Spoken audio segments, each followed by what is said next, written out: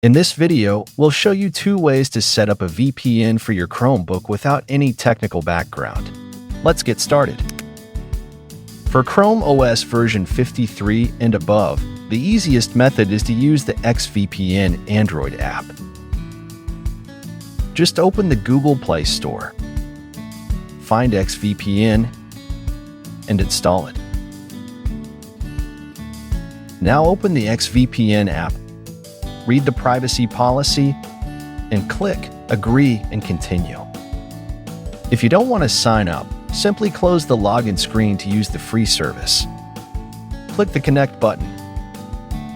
Your VPN is now active, encrypting your online activity and forwarding your traffic to the VPN server to conceal your online identity. If you have an X-VPN Premium account, you get even more benefits.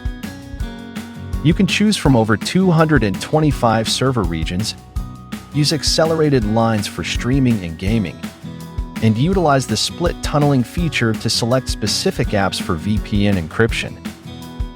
Additionally, X-VPN offers features like kill switch, stable connection, and double VPN for enhanced security and stability.